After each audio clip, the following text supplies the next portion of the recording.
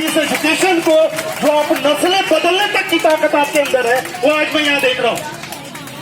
दूसरी चीज, कहते हैं कि औरतें बहुत कमजोर होती हैं। वो इतनी कमजोर है कि इनकी आवाज दुनिया के कोने कोने तक पहुंच गई है और 70,000 जगहों से आपकी आवाज पहुंच गई है। वहां प्रोटेस्ट चल रहे हैं। नीचे बैठो। बताना चाहूंगा कि आपकी कुर्बानी या वक्त की कुर्बानी हो या आपकी अपनी किसी तरह की कुर्बानी, ये बेकार नहीं जा रही है, महंगा नहीं जा रही है। पहले इससे हमें पांच तरीके का फायदा हुआ, वो मैं आपसे बात करूंगा कि क्या क्या आपके इस कुर्बानी से फायदा हुआ है, वो मैं भी बताऊंगा आपको। इससे पहले मैं बता दूं कि ये जो तहरीक है, सिर्फ ये मुसलमानों की तहरीक नहीं है, मुसलमानों के साथ भेदभाव नहीं हुआ, बल्कि 11 तरह के लोग ऐसे हैं जिनके साथ भेदभाव हुआ है। मैं एक एक करके उनको डेटा के साथ में आपके सामने इंशाल्लाह पेश करूंगा।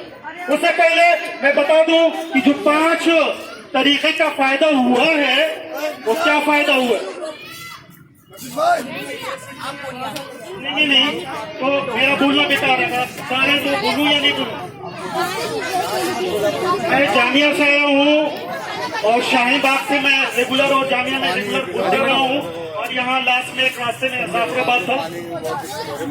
देखिए मैं आपको एक बात बताऊँ, ये वहां से आए हुए जिन लोगों ने आपकी आवाज को बुलंद करने के लिए, आपकी आवाज को उठाने के लिए, आपकी जीत के लिए खुद लाठियां नहीं, इन्होंने लाठियां नहीं। आपको पता होगा अभी कुछ दिन पहले जो जामिया के अंदर जो है लाठी चार्ज हुई थी, वहां पर कुछ लोग आज भी हॉस्पिटल के अंदर एडमिट है।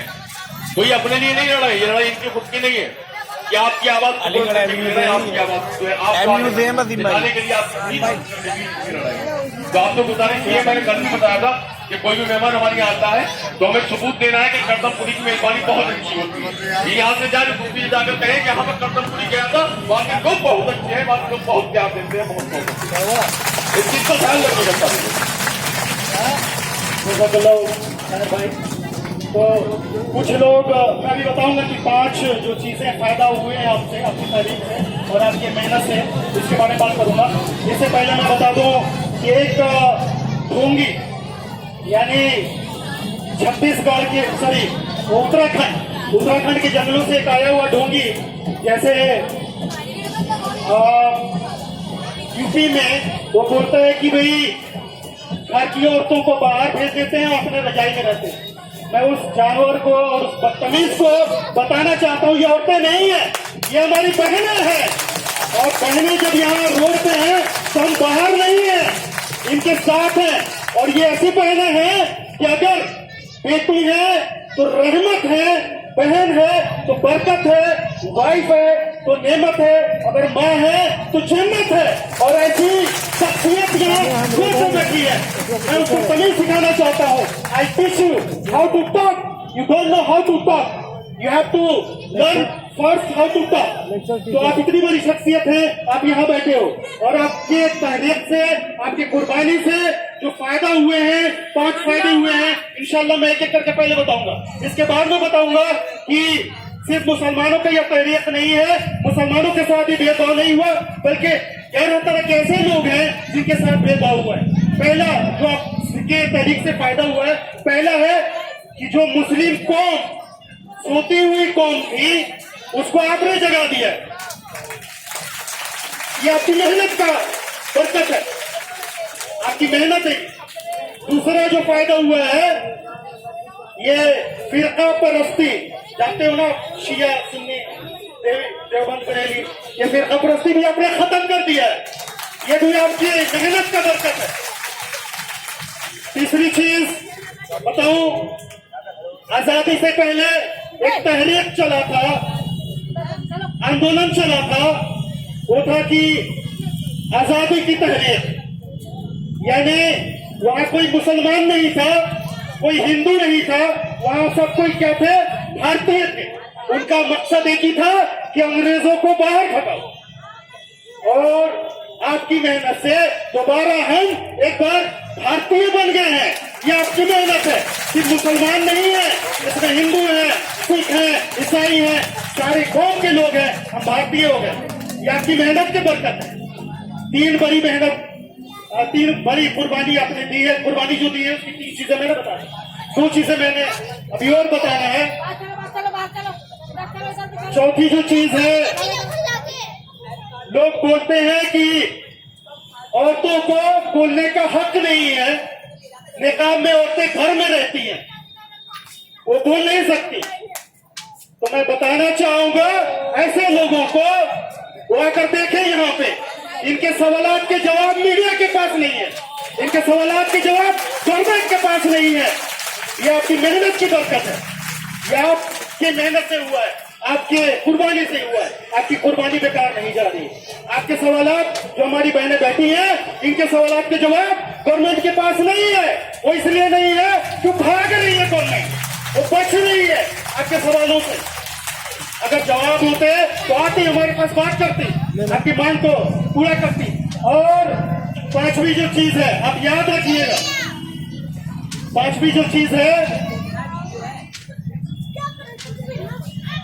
ये एहतजाज, प्रोटेस्ट, एजुटेशन नहीं है, ये तहरीक बन चुकी है, तहरीक बन चुकी है।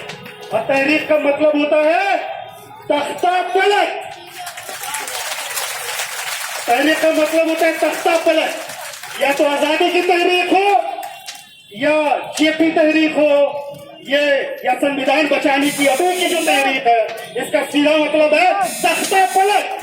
अरे हम सीए, एनआरसी, एनपीआर की हटाने की मांग नहीं करते, हम लोकसभा को भंग करने की मांग करते हैं। और ऐसे कम पढ़े लिखे लोग जिन्होंने ये कानून बनाया, काला कानून बनाया, हम उन्हें हटाने की बात करते हैं, उन्हें हटाने की मांग करते हैं, ईवीएम को हटाने की मांग करते हैं, कम पढ़े लिखों का लोकसभा में जाने से रोकने की मांग करते हैं। ये सब आपकी मेहनत का बरकत है।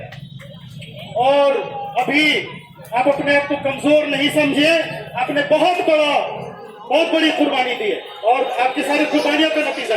और मैं बताऊं, शाहीन बाग में एक बहन, राबिया बहन ने 4 महीने के बच्चे की कुर्बानी दी।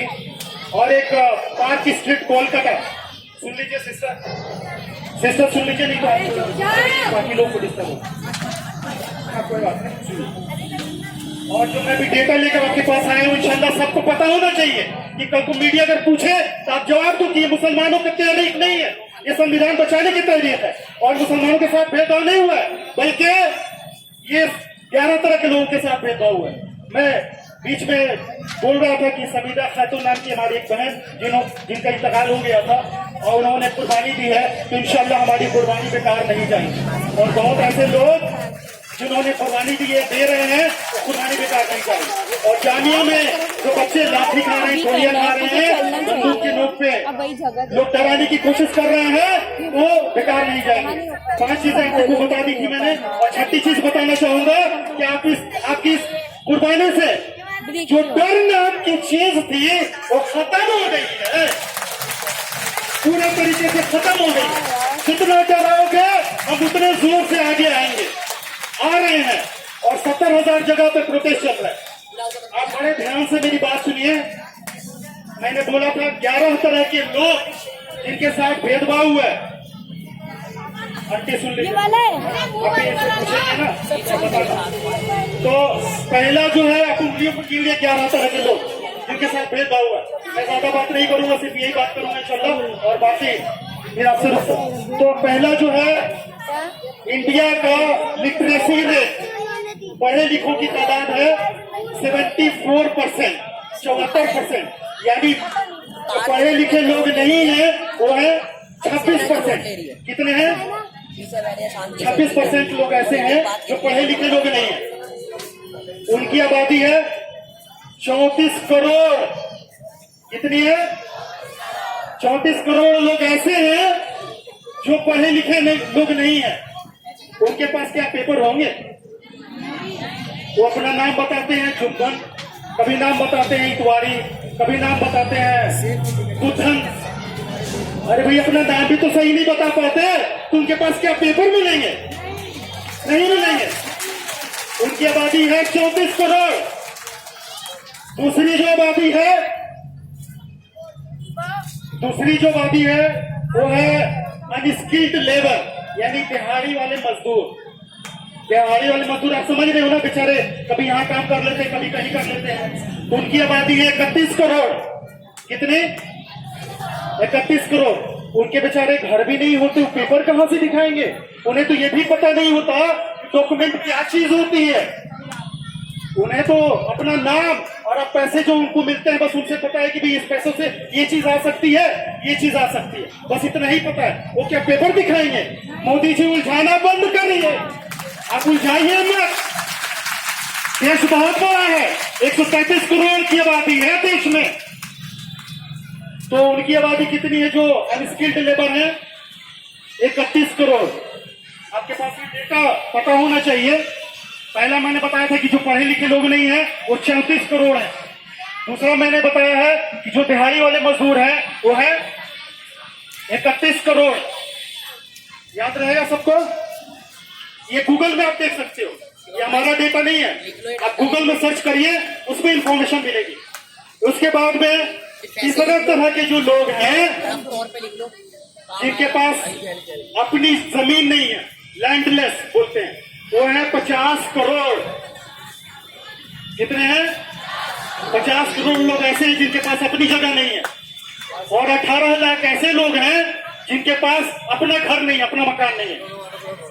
और 12 लाख ऐसे लोग हैं जो बाढ़ आने पे क्या होता है, जान बचाना मुश्किल है, तो पेपर कहां से बचाएंगे, घर कहां से बचाएंगे? वो कितने लोग हैं? 12 लाख लोग हैं। 2 लाख लोग ऐसे हैं जो राइट विक्टिम, यानी दंगा हो जाने के बाद कभी यहाँ इधर उधर चले जाते हैं, परेशान हो जाते हैं। तो कितने हैं? 2 लाख लोग हैं। 6 तरह के लोगों को मैंने बता दिया था। अब ध्यान से सुनिए। अब है जो बंजारा आप जानते हो? बंजारा कितने हैं? उम्मीद है आपको कुछ? 12 करोड़ लोग हैं। 12 करोड़ बंजारा है इस देश में। उसके बाद में आदिवासी कितने हैं? 11 करोड़ आदिवासी हैं। आदिवासी माने जंगल में रहते हैं, उनके पास पेपर नहीं होते, उनके पास तीर कमान होता है। जो अयासी करने आएगा तो पहले तीर कमान से उनकी स्वागत करेंगे, बाद में कुछ करेंगे, पेपर बाद में दिखाएंगे। उसके बाद में देवदासी आप जानते हो, मंदिर में रहती हैं, उनको दान दे दिया जाता है मंदिर के लिए, वो है 4.5 लाख। और देवदासी के बाद में जो भीख मांगने वाले लोग हैं, देखिए ये भी हमारे समाज के पार्ट है, वो भी हमारे इंडियन है, वो है 4,13,000 लोग। ठीक है। और जो लास्ट चीज है, बहुत इंपॉर्टेंट चीज है, वो है साधु संत सन्यासी योगी। ये है 50 लाख लोग। अरे हमारे साधुओं का अपमान मत करो मोदी जी, उन्होंने तो संसारिक जीवन को त्याग दिया है, वो जंगल में रहते हैं, उन्हें कुछ भी नहीं चाहिए, उन्हें सिर्फ नागरिकता चाहिए। आप उनसे भी पेपर मांग रहे हो, शर्म करो, शर्म करो, शर्म करो मोदी जी। तो इतने सारे लोग हैं बहन जी, बहनें हमारी जो बैठी हैं, आप इतने सारे लोग हैं जिनके पास पेपर नहीं है। आपने बोला था पहले कि पेपर हम नहीं दिखाएंगे, तो मान गए, कह रहे कि जी पेपर आप मत दिखाइए, लेकिन आप अपनी डिटेल बता दीजिए। क्या कह रहे हैं कि पेपर मत दिखाइए, लेकिन आप अपनी डिटेल बता दीजिए कि क्या नाम है आपका, आप कहाँ रहते हो, आपके भाई बहन कितने हैं, आपके वालिद साहब वालदा कहाँ की है, उनका डेट ऑफ बर्थ, ये सब बताइए। तो ये डेटा तो आपके पास भी है, उलझा क्यों रहे हो? और ये कब से शुरू करेंगे मालूम है आपको? 1 अप्रैल से। तो 1 अप्रैल को क्या मनाते हैं, कुछ है पता आप लोग? अप्रैल फूल मनाते हैं। आप जो बाबू आए तो उनको बैठाइए, चाय पिलाइए, नमकीन खिलाइए और उनका अप्रैल फूल मना दीजिए।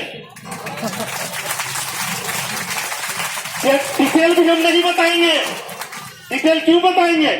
ये तो ऐसे बात हो गई कि 6 साल पहले एक घर में हमने एक चौकीदार रखा। 6 साल पहले घर में हमने अपने घर में चौकीदार रखा। चौकीदार का क्या काम है? रखवाली करना।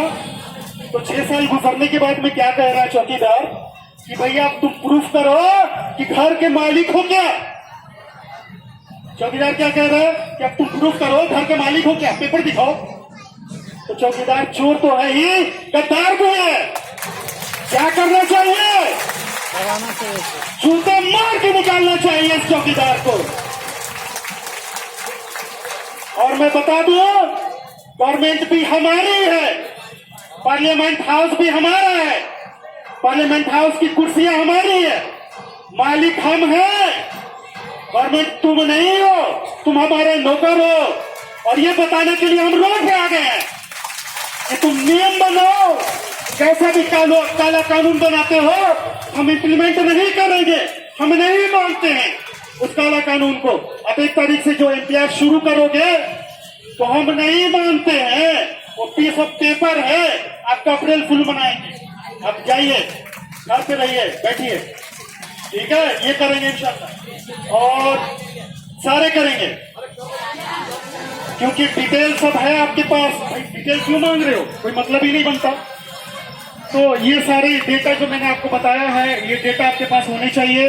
और जो भी सवाल करे तो आप बोलो गूगल का ये डेटा है, कोई मेरी इंफॉर्मेशन नहीं है। गूगल में आप सर्च करिए कितने पढ़े लिखे लोग हैं और कितने पढ़े लिखे लोग नहीं हैं, आप सर्च करिए, उनको पता चलेगा कि गूगल की इंफॉर्मेशन है। और कुछ चीजें लास्ट में मैं आपसे बताना चाहता हूं कि जैसे आपकी ये मेहनत और कुर्बानी इंशाल्लाह ये बेकार नहीं जाएगी।